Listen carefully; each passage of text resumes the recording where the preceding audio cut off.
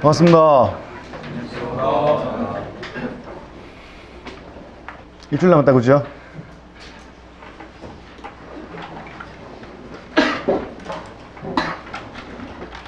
기분 어떠세요? 이루 긴장 많이 되시죠? 아닌가요? 모르겠어요. 운전직 공무원, 지금 마이크 안 살았죠? 어때나? 운전직 공무원도 하나의 직장이라고 생각해 보시는 건 어떠실런지요? 이 자체가 전부는 아니잖아요, 그죠? 살아가시면서 전부는 아닐 겁니다. 그 살아가는 과정에서 직업 하나 구해서 면접 하나 보고 간단한 시험 하나 보고 되면 먼저 보고 직장을 구한다는 마음으로 조금은 내려놓는 게 지금은 도움이 오히려 되실 거예요.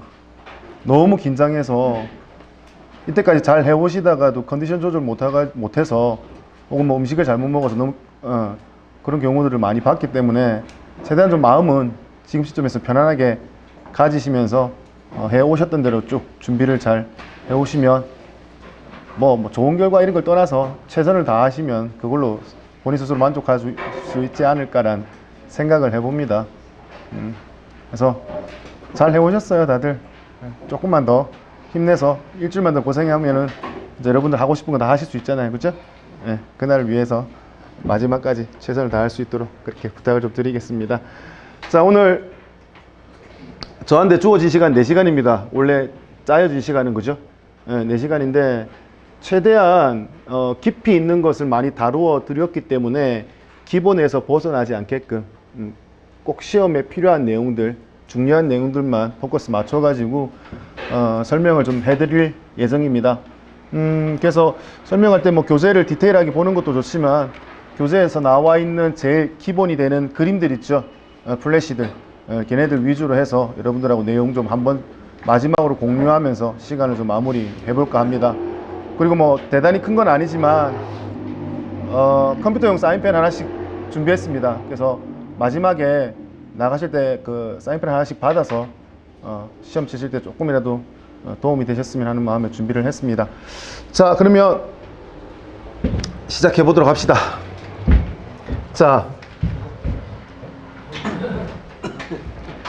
자동차 구조 원리입니다, 그죠? 몇 문제입니까? 10문제입니다. 10문제에 이렇게 목숨 거셨어요. 대단히 뭐 대단한 것 같지만 뭐 자동차 구조 원리 10문제, 사회 10문제, 사회 20문제, 도로교통 10문제, 그렇게 해서 도합 40문제지 않습니까? 비중 생각하셔서 너무 깊게 부담 가지 마시고 편안하게 보시면 좋을 것 같습니다. 컨디션 좋아야 돼요. 잘 찍어야 되잖아요.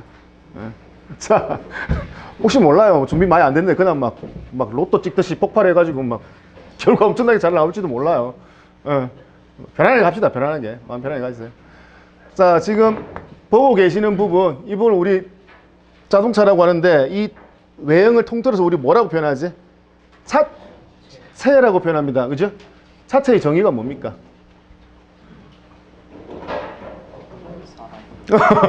차체의 정의가 뭔데요? 사람이 타거나 혹은 뭐 짐을 실을 수 있는 공간을 뭐라고 한다? 차체라고 얘기하죠. 그러면 여러분들 보고 계시는 이 그림의 이 형상을 뭐라고 한다? 우리 차체라고 볼 수 있죠. 맞아요? 차체에서 여러분들이 좀 얘기를 하고 넘어가셔야 될 게 있죠. 뭐가 있죠?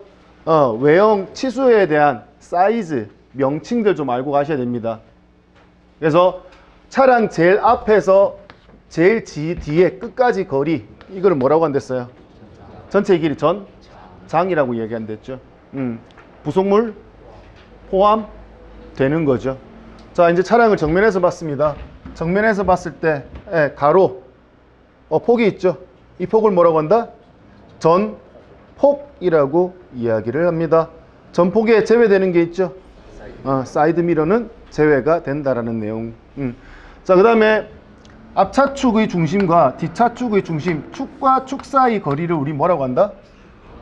축거라고 하죠. 휠 베이스라고도 표현하기도 합니다. 그죠? 자, 그리고 차량 옆에서 봤을 때 전체의 높이죠. 전체의 높이를 뭐라고 한다? 전고라고 이야기를 합니다. 앞차축의 중심에서 차량 제일 앞에까지를 뭐라고 한다? 앞 오버행이라고 얘기를 하고요. 반대로 뒷차축의 제일 중심에서 차량 제일 뒤에까지를 뭐라고 한다? 뒤 오버행이라고 하는 표현을 씁니다. 자, 그 다음에 차량의 제일 낮은 부분에서 지면까지 높이, 이걸 뭐라고 한다? 최저 지상고라고 얘기한다고. 이게 얼마 전에 바뀌었죠? 얼마? 10cm 이하로 바뀐 거죠. 그 전에 12cm였는데, 그죠? 그래서 요거 잘 좀 기억을 해두시면 좋을 것 같고요. 그리고 나머지 용어는 우리 뭐 크게 중요한 건 없지만, 일단은 이 기둥, 루프라고 하죠. 이 위에 부분. 선루프 기억하시면 될 거고요. 루프를 지지하는 기둥을 우리 뭐라고 한다? 필러라고 이야기를 한댔죠. 필러. 그래서 차량 제일 앞쪽부터 A 필러, B 필러, C 필러라고 표현하셔도 되고요. 아니면은 프론트 필러, 센터 필러, 리어 필러라고도 표현해 주셔도 좋죠. 자, 그 다음에 여기 뭐가 있다? 사람이 탈 수 있는 도어가 있죠. 도어. 도어의 기준이 되는 게 뭐라고 했어요? 3도어, 4도어, 5도어 도어 수 있잖아요. 들어보셨죠? 그러면 도어의 기준이 되려면 어떻게 되는데? 이 도어를 열고 승객룸 혹은 캐빈룸 안으로 들어갈 수 있는지 없는지 여부에 따라서 도어를 인정을 받고 못 받고의 차이라고 했습니다. 그럼 여러분들이 알고 계시는 RV 차량, 레저용 차량들은 전부 다 트렁크를 열고 실내로 들어갈 수 있는 구조로 되어 있기 때문에 걔는 도어로 인정받을 수 있는 거죠. 그래서 대부분의 세단이라고 얘기하는 거, 세단의 정의가 뭔데? 세단의 정의가 뭐죠? 엔진룸, 사람이 타는 공간, 짐을 싣는 공간이 명확하게 구분되어 있는 것을 우리 뭐라고 한다? 세단이라고 이야기를 하죠. 세단 같은 경우는 대부분 다 도어가 몇 도어? 기본 4도어라고 보시면 되는 거죠. 거기에 이제 레저용 비클 RV 차량들은 대부분 다 하나 더 추가를 해서 5도어다 이렇게 표현을 한다. 기억해 주시면 되겠죠. 자, 우리는 이게 메인이 아니다라는 거죠. 이게 메인이 아니라 우리 이걸 차체를 살짝 드러내고 난 이후 이 모습입니다. 차체를 드러내고 난 이후 이 모습. 이 모습에 대해서 이제 우리는 계속 이야기를 해 왔다라는 겁니다. 자, 이 형상들을 우리 뭐라고 한다? 이 형상 전체를 두고 우리 뭐라고 표현할 수 있다? 셰시라고 넓은 의미로 표현할 수 있습니다. 그래서 어떻게 보면 엔진도 뭐에 포함이 된다?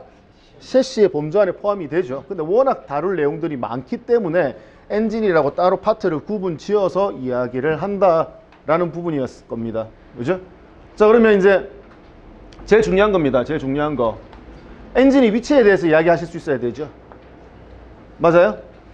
차량에서 엔진의 위치가 어디 있느냐에 따라서, 그리고 그 엔진에 의해서 동력이 전달되어서 바퀴가, 구르는 바퀴가 어느 거냐에 따라서 우리 크게 몇 가지 나눌 수 있었다?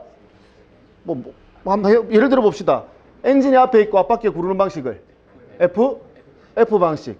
엔진이 앞쪽에 있고 뒷바퀴가 구르는 방식을 R 방식. 그리고 국내에서 또 많이 쓰는 게 뭐가 있죠?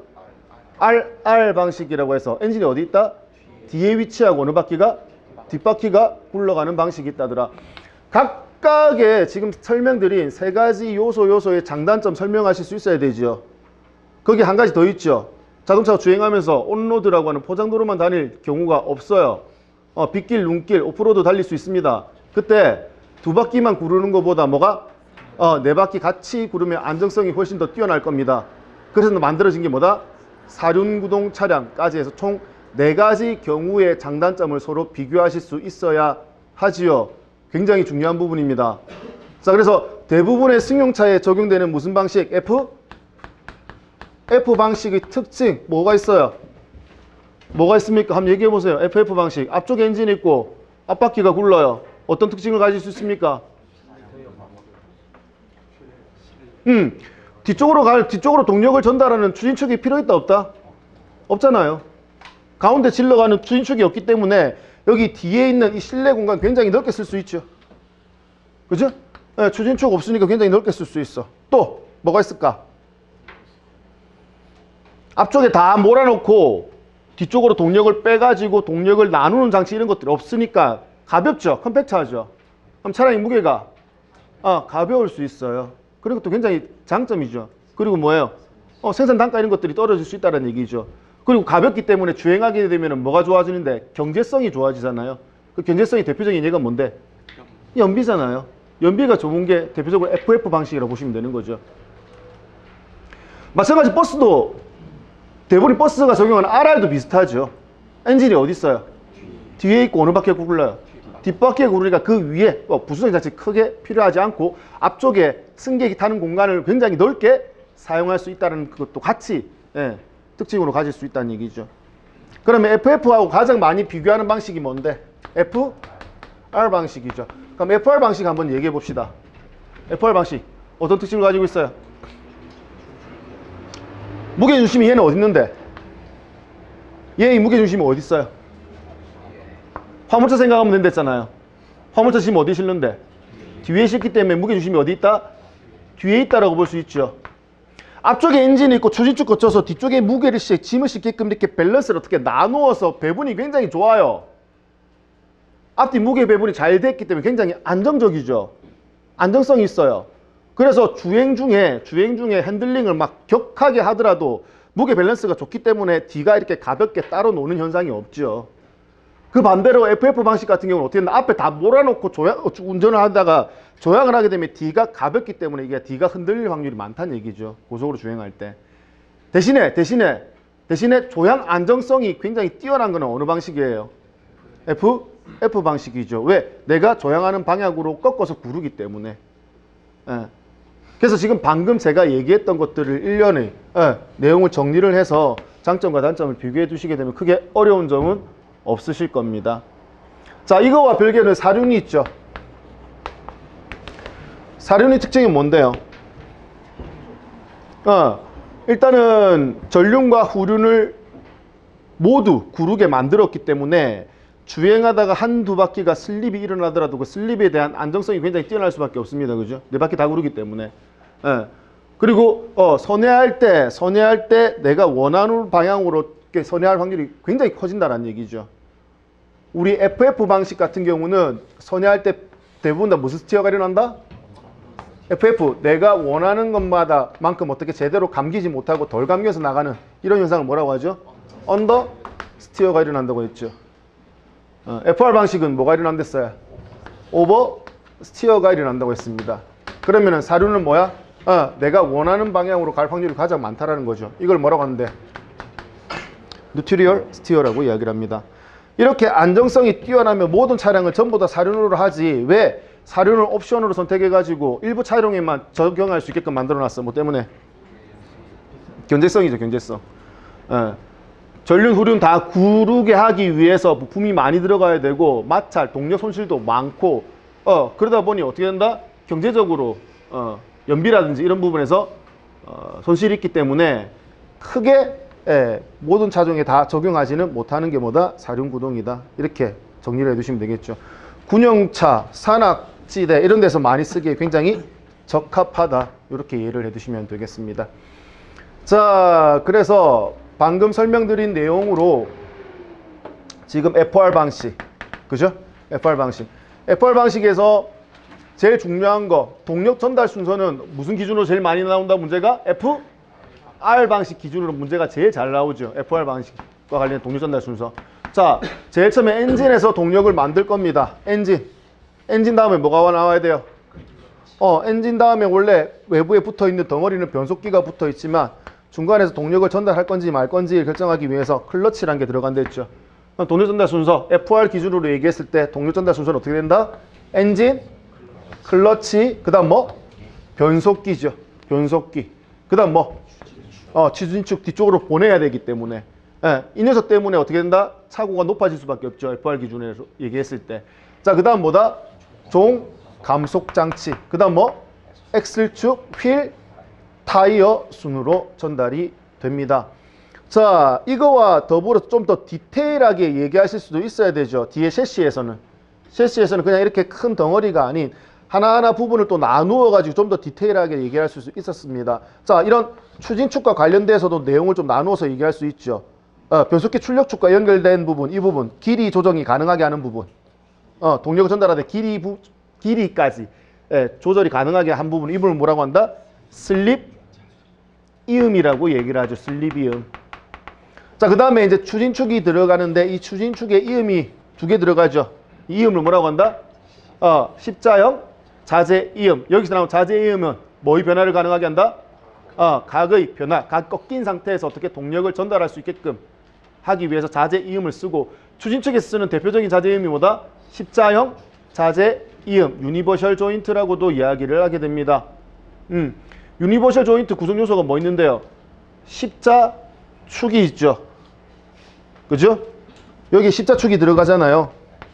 십자축을 어떻게 지지하기 위해서 양쪽에 디귿자가 들어가잖아요. 이 디귿자를 뭐라고 한다? 요크라고 하고, 이 십자축과 요크 사이에 들어가는 베어링이 있었죠. 니들 롤러 베어링이라고 하고, 기계와 기계 사이 마찰을 줄이기 위해서 십자축에 뭐가 들어가 있다? 닛불이 들어가 있죠. 닛불에 뭐 그리스라는 것을 주입할 수 있게끔 해놓았습니다. 그리스는 뭔데? 윤활 역할을 하는 거거든요. 그래서 그런 구조로 양쪽에 되어 있어서 각의 변화를 줄 수 있다. 얘는 등속 자제임이다. 부등속 자제임이다. 부등속 자제이음이죠. 즉 무슨 말인데, 입력축의 회전수가 일정할 때 출력축의 회전수는 일정하지만 이 가운데 있는 추진축의 회전이 어떻게 된다? 90도마다 바뀌는 걸 보실 수 있었습니다. 맞죠? 그리고 이 추진축을 굉장히 가볍게 만들기 위해서 안을 어떻게 비워 넣는 게 좋죠. 중공축으로 만든다고 했습니다. 그럼 90도마다 꺾여. 가운데가 비어 있다 손 치더라도 어떻게 무게 밸런스가 조금만 안 맞으면 어떻게 이렇게 구움 진동이 일어날 수밖에 없다라는 얘기죠. 그 구움 진동을 막기 위해서 무게 맞추기 위해서 뭘 붙여놨다? 평형추를 붙여놓았다. 평행추 주행 중에 떨어진 시간이 지나서 녹슬어 떨어지게 된다. 그럼 어떻게? 밸런스 안 맞겠죠. 그래서 일어나는 진동, 소음과 진동, 휠링이라고 이야기를 하게 됩니다. 그리고 차량이 전축과 후축이 굉장히 거리가 길어져요. 그럼 같이 뭐의 길이도? 추진축의 길이도 길어져야 되죠. 그럼 중간에 한 번씩 지지할 수 있는 포인트가 필요한 거죠. 그래서 쓰는 게 뭐다? 센터 베어링이라는 것을 써서 어떻게 중간중간을 지지할 수 있게끔도 만들어 놓았죠. 자, 뒤쪽에 이제 종감속 장치 쪽으로 동력이 들어오게 됩니다. 자, 종감속 장치에서 제일 처음에 이 부분을 뭐라고 한다? 구동 피니언과 추진축을 연결한 이 부분을 뭐라고 하는데? 플랜지라고 이야기를 하죠. 플랜지에는 뭐와 뭐로? 볼트와 너트로 체결이 되어 있다라고 말씀을 드렸고요. 자, 이 이후에 이렇게 사다리꼴 모양으로 생긴 놈이 뭐다? 무슨 피니언? 무슨 피니언? 요거 구동 피니언 기어죠. 구동 피니언 기어와 어떻게 90도로 각의 변화, 축의 동력을 전달해 90도로 바꾸기 위해서 쓰는 거, 이 기어를 뭐라고 한다? 링 기어. 이 두 개의 기어 입수의 비에 따라서 뭐가 결정된다? 종감속비라고 하는 녀석이 결정된다더라. 종감속비는 나누어서 떨어지면 돼, 안 돼? 안 되는 수로 안 됐죠. 이거 관련된 문제를 풀었었습니다. 그죠? 1, 2, 3, 4 선지가 있어서 나누어서 떨어지 않는 값을 구했었더랬습니다. 그죠? 소수점 0.1, 2.25 이런 것도 또 나누어 떨어진다라고 봤던 거거든요. 쭉 나가가지고 나누어서 떨어지지 않는 값으로 선택을 하면 된다 했고, 종감속비가 크면요, 종감속비가 커지게 되면은 뭐에 유리해요? 토크에 유리해요? 회전수에 유리해요? 토크에 유리하다는 얘기죠. 그럼 이 종감속비를 결정하기 위해서 필요한 요소들이 뭐 있을까? 차량의 전체 무게 중요하죠. 차량의 무게가 많이 나가.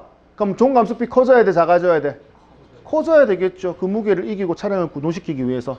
그리고 또 뭐가 관련있어요? 엔진의 출력하고도 관련있죠.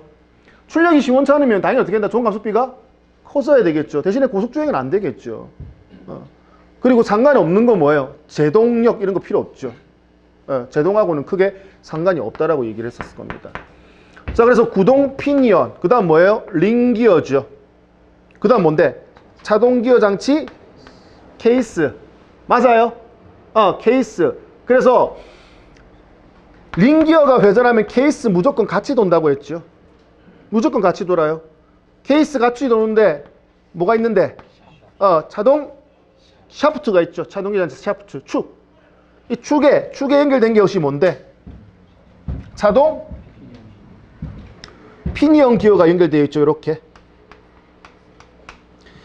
자동 피어는 기어가 위아래 이렇게 대각 이렇게 양쪽으로 마주보고 이 축에 의해서 연결되어 있습니다.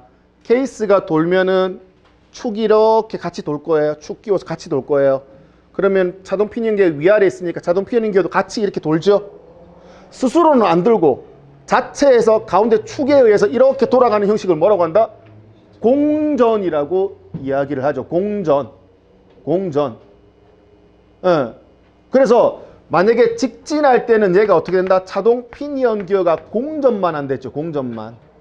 이렇게 공전만 해서 양쪽에 쌓여 끼어 있는 뭐 자동 사이드 기어를 공전하는 수대로 그대로 회전시키게 되죠.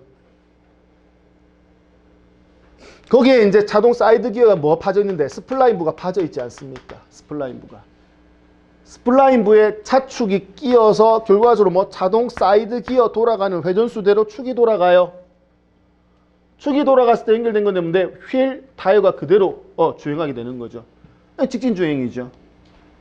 근데 이 자동 기어 장치는 무슨 원리를 했다? 렉과 피니언의 원리라고 이야기를 했죠. 렉과 피니언. 그럼 렉과 피니언 원리를 왜 쓰는 건데? 자동차가 직진 주행만 하는 게 아니랬죠. 선회 주행할 수 있댔어요. 선회 주행하게 되면 어느 쪽 회전수가 떨어질 수밖에 없어? 당연히 안쪽 회전수가 떨어져야 되죠. 그래 원활하게 구를 수 있잖아요. 그 회전수 차이를 보상해주기 위해서 요 안에 이 장치를 쓴 거잖아요. 그래서 이걸 뭐라고 하는데 자동 기어 장치라고 해요. 차동이잖아. 움직이는 거에 차이를 주는 장치, 렉과 피니언 원리로. 이때 회전수 차이를 주기 위해서는 방금 설명했던 자동 피니언 기어가 공전만 하는 것이 아니라 뭐다? 공전하면서 자전까지 같이 하게 되는 거죠. 왜? 우리 렉 기어를 한쪽을 눌렀을 때 가운데 피니언 기어에 돌아서 올렸던 것처럼. 그래서 안쪽에 회전수가 떨어지면 그 회전수 떨어진 만큼 어디로 간다? 반대쪽 바퀴에 전달될 수 있다 카더라. 좋게 만들어 놨는데 여기 만드는 이 부분 때문에 또 단점이 생기죠. 어떤 단점이 생기는데 한쪽이 슬립 일어나기 시작하면 답이 없는 거죠. 얘가 두 배로 돌고 끝나요 다. 그럼 그거를 어떻게 좀 제한을 할 필요성이 있겠죠. 자동기 장치를 보완을 해야 되잖아요. 그래서 어떻게 하는데 자동 기어 장치가 어떻게 미끄러지는 것을 제한하는 장치가 필요한 거죠. 그래서 리미티드 슬립 디퍼런셜이라고 해서 LSD라고 이야기를 하는 거죠. 그 LSD를 만들어 가지고 한 바퀴가 헛돌 때 기계적으로 반대쪽 바퀴에 동력을 전달할 수 있게끔 만들어 준다. 좋잖아요. 그래서 이 LSD가 뭐 하는 건데 구동력을 일부 제어할 수 있는 뭐다? 전자제어 장치다, 기계 장치다? 기계적 장치라고 얘기를 했죠. 무게가 많이 나가요. 그래서 이게 싫어서 ABS 시스템이 있는 상태에서는 ABS 시스템에다가 뭐 프로그램 하나 추가해가지고 뭘 하겠다? 바퀴 4개를 독립적으로 제어할 수 있는 기능이 있어야 되죠. 바퀴 4개의 제동력을 독립적으로 제어할 수 있는 시스템이 뭔데? 차량 자세 제어 시스템이죠. 이게 있으면 한 바퀴 독립적으로 제어할 수 있으니까 이게 가능한 차량에 무슨 기능을? TCS라는 기능을 넣어서 이 역할을 전자 제어로 대신하게끔 만드는 거죠. 어차피 휠 스피드 센서를 둬가지고 한 바퀴 슬립 일어나면은 그 슬립 일어나는 바퀴에 어떻게 제동력을 가해주는 거예요. 자체 펌프로. 그럼 잡히는 순간 어떻게 렉과 피니언 원리, 자동기 장치 원리 특성상 반대쪽 바퀴에 동력이 전달될 거니까 그 상황을 모면할 수 있다라고 이야기했죠. 이렇게 제동력만 제어하는 전자제어 시스템을 뭐라고 한다? BTCS라고도 이야기를 하고요. 이걸 뭐 BLSD라고도 이야기를 합니다. 같은 내용이에요. 이것뿐만 아니라 뭐까지 해주면 좋다? 엔진의 출력까지 같이 줄여주면 더 좋겠다고요. 엔진의 출력까지. 그래서 엔진의 출력을 제어해가지고 슬립을 막을 수 있는 걸 뭐라고 한다? 이 TCS라고 이야기를 하죠. 그러면 엔진의 출력을 줄일 수 있는 방법 뭐가 있을까? 엔진의 출력을 떨어뜨리는 방법 뭐가 있을까? 들어가는 공기의 흡입량을 줄일 수 있죠. 뭘 이용해서? 이게 뭔데? 전자 스로틀 밸브를 제어하는 방식이죠. 운전자가 가속 페달 밟는데 아래쪽에 APS라고 하는 센서를 둬서 운전자가 가속 페달 밟는 양을 누가 ECU가 인지를 받아서 스로틀 밸브를 뭘로 액추에이터인 모터로 구동을 하는 겁니다. 그럼 결과적으로 무슨 양을 제어한다? 들어가는 공기의 양을 줄여가지고 출력 떨어뜨릴 수 있죠. 혹은 엔진 ECU가 어떻게 한다? 연료의 분사량을 어떻게 똑같이 줄여가지고 출력을 떨어뜨릴 수도 있어요. 하나 더 있죠. 뭐 점화 시점을 갖다가 제어해서 어떻게 출력을 떨어뜨릴 수도 있는 거죠. 그래서 이 모든 것들은 전부 다 뭐 하는데 엔진의 출력을 떨어뜨려서 어떻게 슬립이 일어나는 것을 막기 위한 장치다. 일련의 장치다 이렇게 보시면 되겠습니다. 근데 현재는 뭐야? 이 두 가지를 전부 다 사용하죠. 이 전부를 사용하는 것이 뭔다? FTCS, 풀 TCS라고 이야기를 합니다. 아, 근데 여기까지 오면 안 되는데.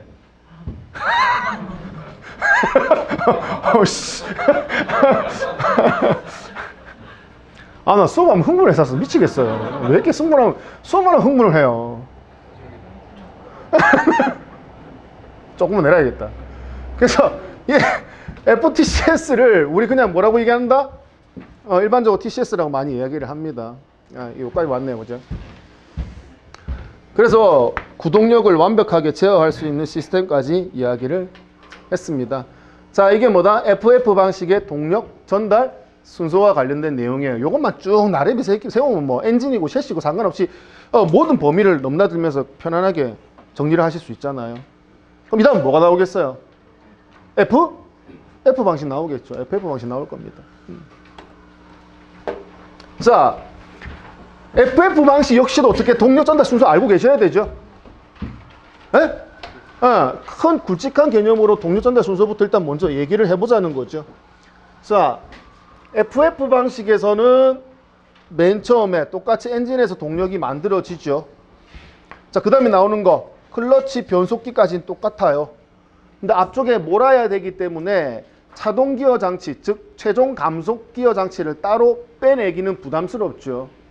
공간의 제약상. 그래서 어떻게 한다? 트랜스 엑셀이란 걸 둬가지고 트랜스 엑셀이란 걸 둬서 아래쪽에 어떻게 차동 기어 장치를 일체형으로 둔다는 얘기죠. 변속기와. 그래서 변속기 아래쪽이 이렇게 돌출이 되어 있는 상태에서 뭐가 이렇게 차축이 꽂히게 만든 겁니다. 그러면 특성상 FF 방식의 변속기는 어떻다? 전체적으로 어떻게 이렇게 둥근 형상을 하고 있을 거예요. 앞에서 언급했던 FR 방식은 변속기가 어떤 형상을 하고 있다?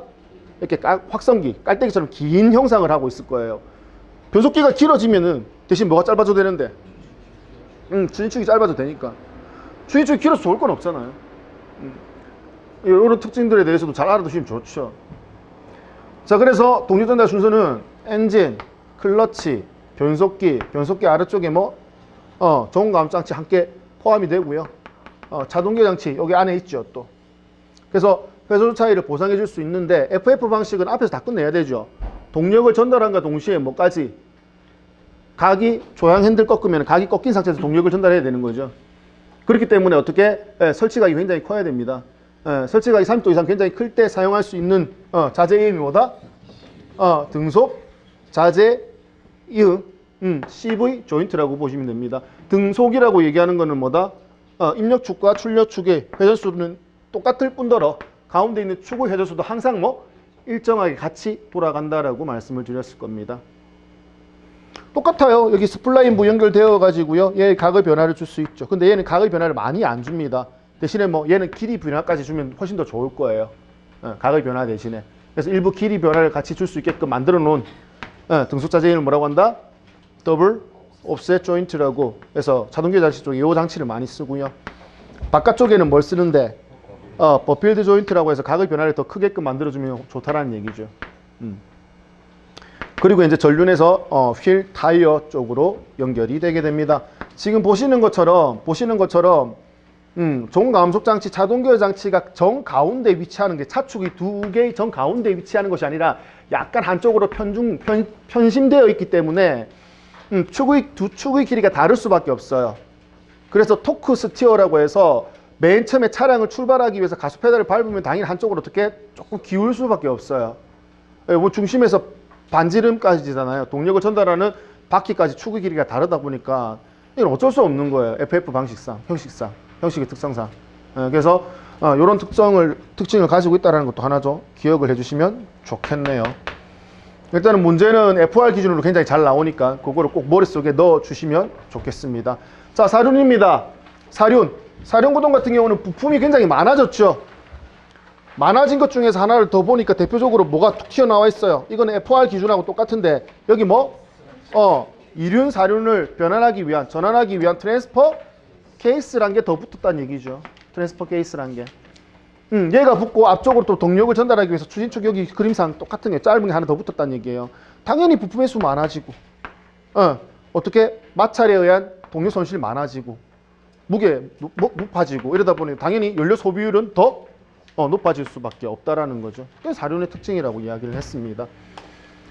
자, 이제 전반적으로 엔진이 어디에 위치하고 동력이 어느 바퀴 쪽에 전달되는지에 대한 큰 이야기는 마무리를 했고요. 이제 실내 이제 엔진 내부로 들어오자는 거죠. 자, 엔진 내부로 들어와 가지고 이야기를 하셔야 되는데 제일 처음에 이제 여러분들이 나눌 수 있는 기준이 뭐다? 우리 주유소에 가시면 편안하게 일단은 판매하는 연료에 따라서 구분 지을 수 있죠. 주유소에 가면 뭐 팔아요? 휘발유하고 경유.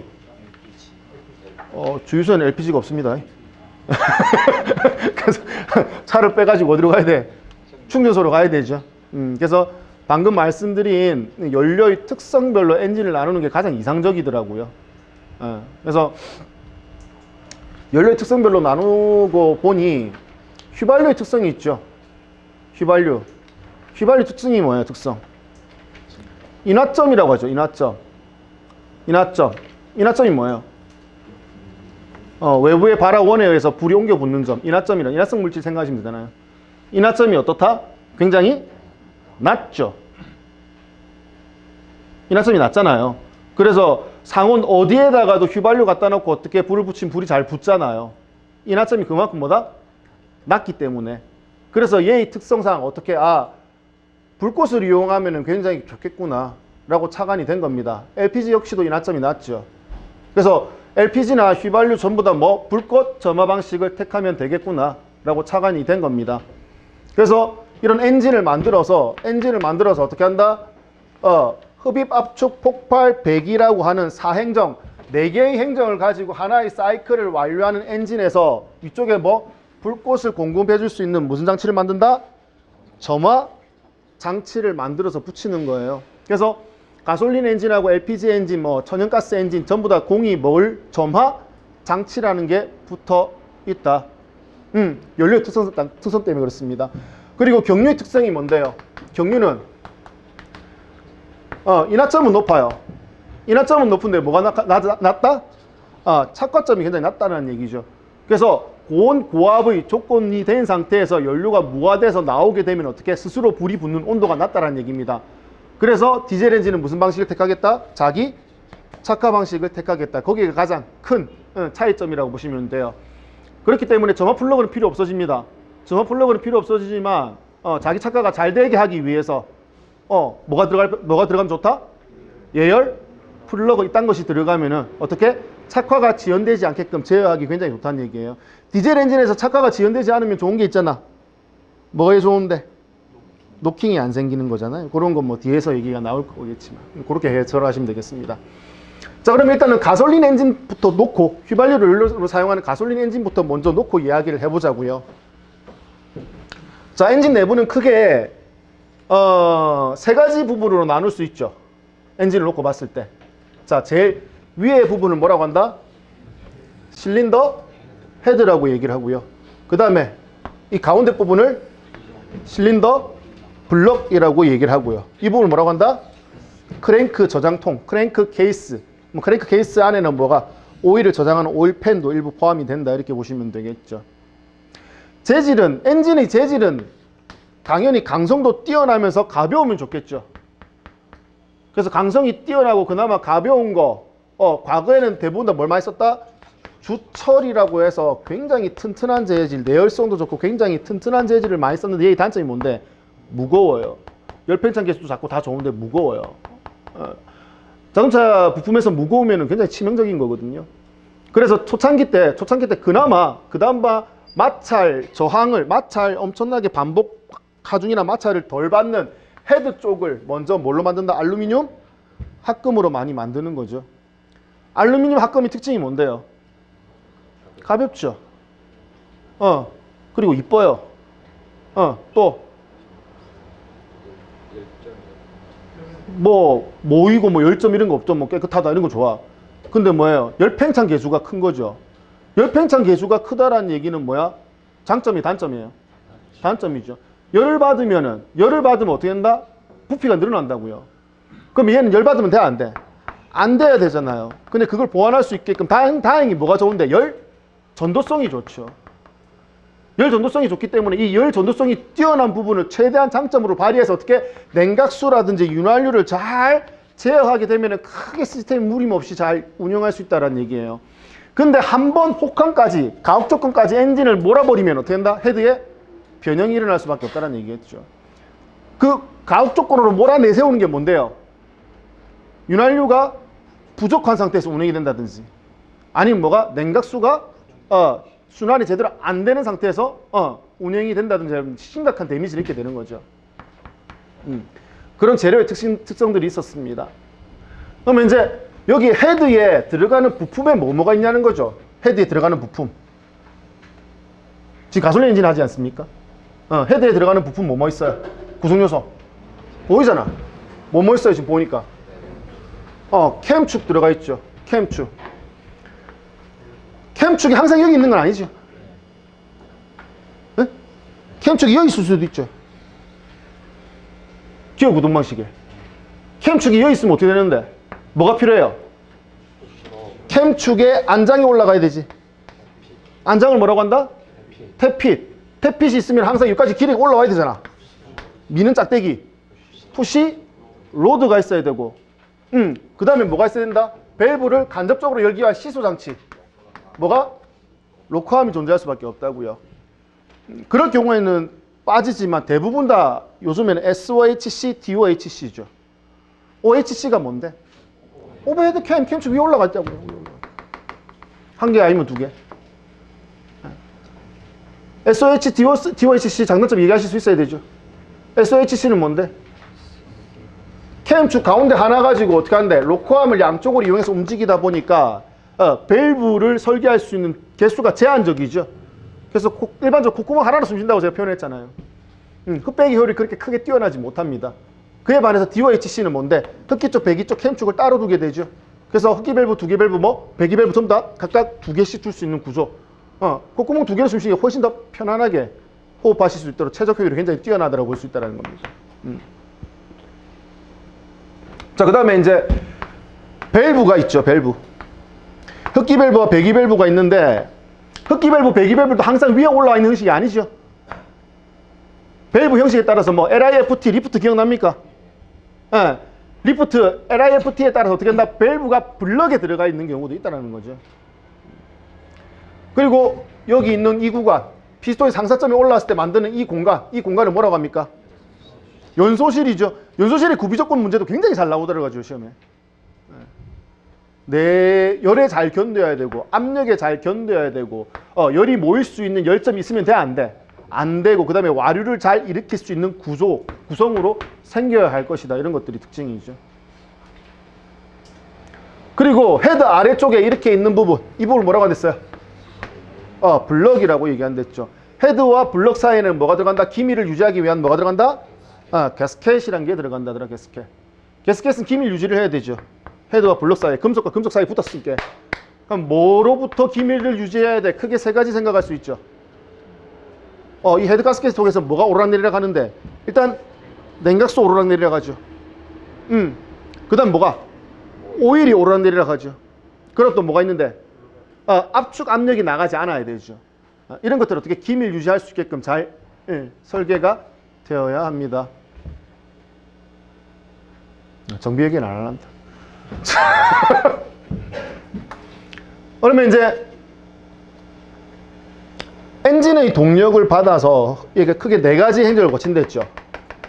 네 가지 행정을 거치는데 우리 4기통 기준으로 얘기할 때 주로 많이 쓰는 점화 형식의 순서가 뭐라고 했어요?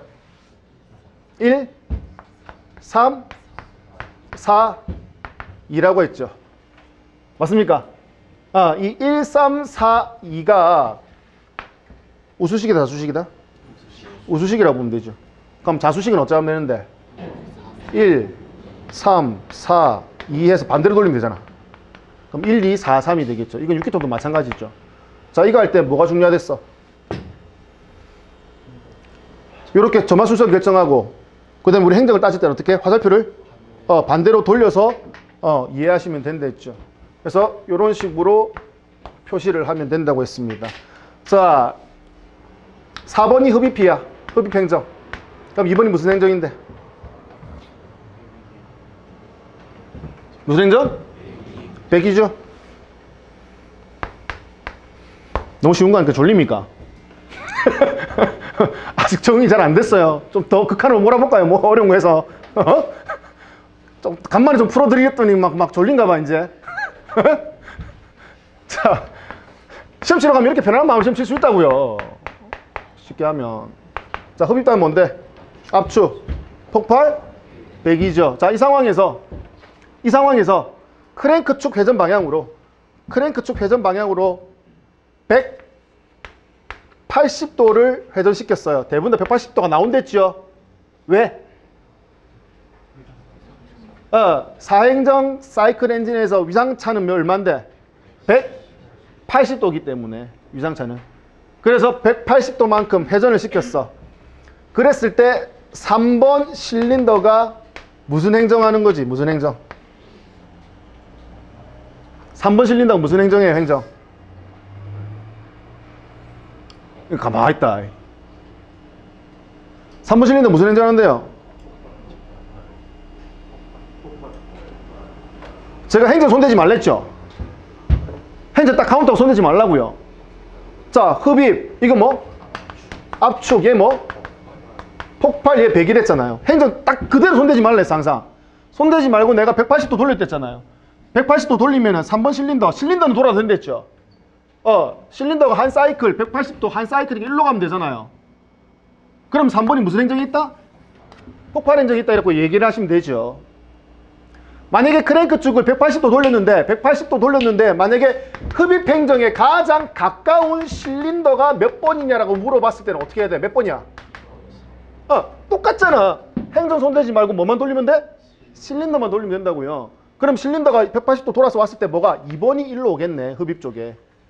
그래서 흡입 행정에 가장 가까운 실린더는 몇 번? 2번 실린더가 된다고요. 이거 육기통도 똑같죠? 육기통도 이 원리 똑같아요. 근데 육기통은 몇 도 돌린댔는데? 크랭크 쪽 회전 방향으로 몇 도? 120도 돌린다 했죠. 미친 척하고 뭐 어떻게 240도 주면 어떻게 하는데? 두 칸 가면 돼, 두 칸 가면. 얘 같은 거 요거 두 칸 돌리려면 얼마? 360도를 주겠죠. 그러면 말 그대로 얘 같은 경우는 크랭크 축 몇 회전마다 한 번씩 크랭크 축 몇 도 회전할 때마다 폭발이 일어난다? 180도 회전할 때마다 폭발이 일어나는 거죠. 그리고 6기통 같으면 몇 도마다? 120도마다 그만큼 자주 일어나요. 자주 일어나기 때문에 뭐의 무게는 가벼워도 된다? 플라이 휠의 무게는 훨씬 더 가벼워도 되는 거죠. 몇 기통보다 몇 기통이? 4기통보다 6기통이. 왜? 플라이 휠은 실린더에서 생기는, 즉 크랭크 축이 회전하면서 생기는 폭발력을 저장하는 기능을 하는 거잖아요. 에너지를 저장하려면 어떻게? 원심력, 이렇게 바깥에 관성을 많이 이용하기 위해서 원이 중심에서 바깥으로 나가면 나갈수록 무게를 더 무겁게 하면 좋다는 얘기죠. 그래서 관성력을 크게 하기 위함인데 자주 터지는 것 같은 경우는 굳이 관성력을 저장할 필요가 없잖아요. 그만큼 자주 폭발하기 때문에. 그러면 플라이 휠의 무게는 뭐하고 관련된다? 제일 중요한 게 뭐? 엔진의 기통수와. 맞죠? 엔진의 기통수와 뭐와? 얘가 저속용 엔진인지 고속용 엔진에 따라 달라지는 거죠. 만약에 고속용 엔진인데 플라이를 무거워버리면 어떻게 된다? 속도 내기가 쉽지 않겠죠. 쉽지 않겠죠. 그래서 그게 가장 메인이라고 보시면 되겠죠. 크랭크 축 2회전, 즉 흡입, 압축, 폭발, 배기할 동안 흡기 밸브와 배기 밸브 각각 몇 번 열려? 4행정 1사이클 하고 있습니다. 흡입, 압축, 폭발, 배기할 동안 얘가 2회전 할 동안 흡기 밸브와 배기 밸브 각각 몇 번 열려? 한 번씩 열리면 되는 거죠. 그래서 얘가 2회전 할 때 얘가 1회전 하면 되니까 기어비를 1대 2. 회전수는 2대 1로 만들어 놓고 여기에 벨트나 체인을 걸죠. 그게 뭔데? 타이밍 벨트, 타이밍 체인이 되는 겁니다. 그죠? 그리고 여기 안에 할 얘기 많죠. 뭐 피스톤 링이 3개인데 1번, 2번 압축 링, 3번은 오일 링, 그 다음에 이거 링, 지대, 링, 홈, 1번 랜드, 2번 랜드, 히트댐, 그 다음에 옵셋 피스톤, 막 슬리퍼 피스톤, 막 솔리드 피스톤 할 얘기 어마어마하게 많잖아. 베어링부터 시작해가지고요. 안 합니다. 넘어가겠습니다. 그거는 그냥. 자, 그리고 이제 얘하고 또 비교 또 해서 또 많이 나오는 게 있죠. 4행정 사이클 엔진하고 또 뭐가 있다? 2행정 1사이클 엔진이 있는 거죠. 라이너도 있어요. 라이너. 건식, 습식. 아시지요? 어떻게 틀리고 왜 건식인지 왜 습식인지. 자, 그러면 2행정 1사이클 엔진 같은 경우는 특징이 뭐예요? 일단 4행정과 비교했을 때 밸브 장치가 거의 없거나 있어봤자 배기 밸브 정도 하나밖에 없다는 얘기죠. 그럼 얘 같은 경우는 왜 2행정 1사이클 엔진인데 행정 2번 할 동안 폭발이 계속 일어나는 거죠. 그렇기 때문에 어떻게 된다? 위상차가 그만큼 똑같은 실린더에서 작을 수밖에 없다는 얘기. 자주 폭발한다는 얘기죠. 그래서 중요하다고 했죠. 위상차를 구할 때 위상차를 구할 때 4행정 사이클 엔진은 뭐에서 나누면 돼? 기통수를 720에서 기통수를 나누면 됐었고요. 요거 2행정 사이클 엔진 같은 경우는 한 사이클당, 즉 크랭크 축이 한 바퀴 돌 때 행정이 끝나기 때문에 얼마에서 360에서 기통수를 나누면 된다 했잖아요. 그게 왜 훨씬 더 자주 터지죠. 실린더 수가 작더라도 훨씬 더 자주 터지기 때문에 동력 어떻게 중간중간 끊어짐 없이 부드럽게 동력을 전달할 수 있다는 특징이 있죠. 대신에 얘는 밸브가 없어요. 밸브가 없기 때문에 흡입, 압축, 폭발, 배기 정확하게 명확하게 구분이 안 된다는 얘기죠. 명확하게 구분이 안 될 때 만약에 회전수가 낮은 상태에서 어떻게 회전수가 낮은 상태에서 명확하게 구분도 안 됐을 때 이게 들어와 가지고 타지도 않고 나가는 경우도 생긴다는 얘기죠. 거꾸로 타고 가는 걸 뭐라고 한다? 역화. 타지 않고 뒤로 타가는 걸 후화. 뭐 역화, 후화 이런 것도 훨씬 더 말이 날 수 있다는 얘기죠.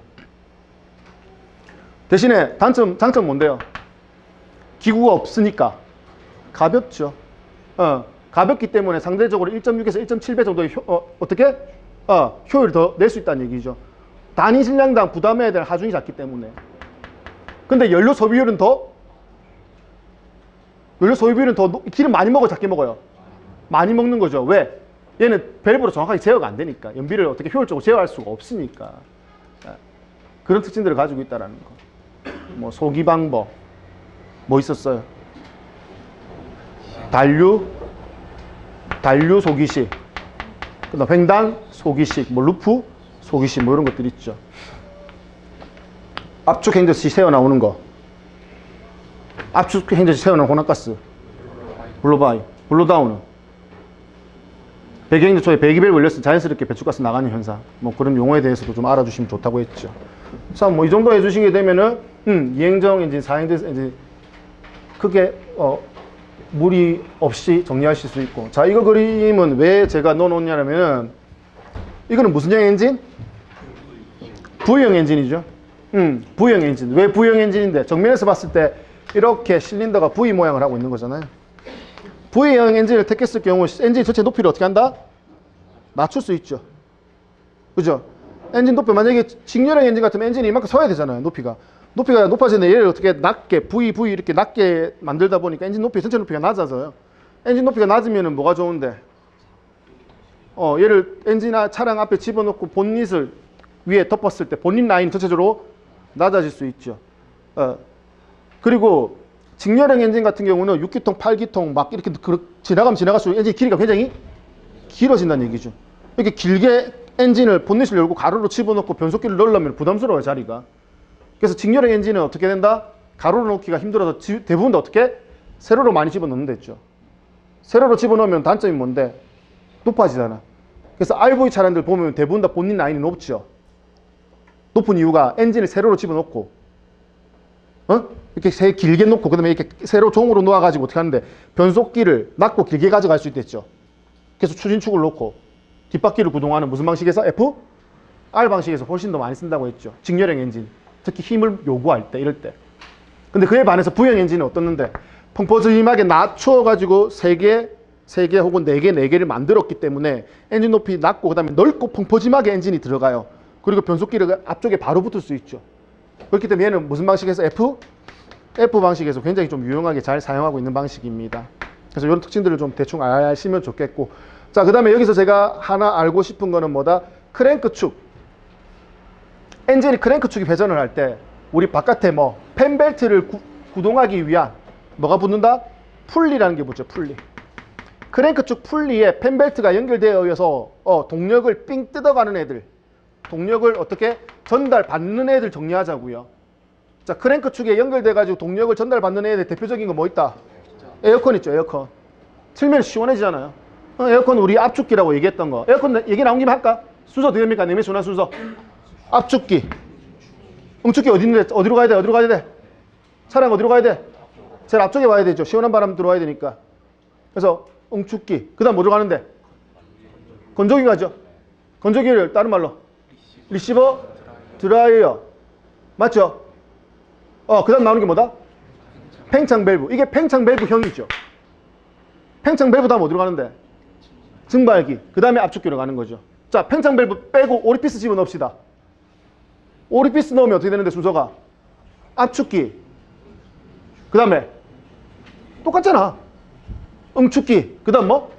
건조기, 팽창 밸브 대신에 뭐가 들어간다? 오리피스가 들어가죠. 오리피스 가막 귀화시키면 되고요. 그 다음에 증발기 있어요. 그 다음에 어떻게 냉매 분리하는 장치가 또 필요하죠. 건조기 역할하는 놈 필요하잖아요. 그래서 들어간 게 뭐다? 축압기라는 게 들어가죠. 축압기. 영어로 뭐라고 하는데? 어큐뮬레이터라고 이야기를 하죠. 그 순서대로. 동력빈 뜯어가지 않습니까? 그래서 에어컨 틀게 되면은 크랭크 축에서 동력 직접적으로 빼앗아 가기 때문에 연비가 어떻게 된다? 낮아질 수밖에 없죠. 특히 여름철에는 특히 더요. 자, 그 다음에 여기 뭐가 있는데? 발전기 물리는 거죠. 엔진에서 어떻게 동력받아 계속 전기를 만들어내는 거죠. 만들어내는 겁니다. 발전기. 발전기 물려서 돌아가는 안에 부품이 뭔데?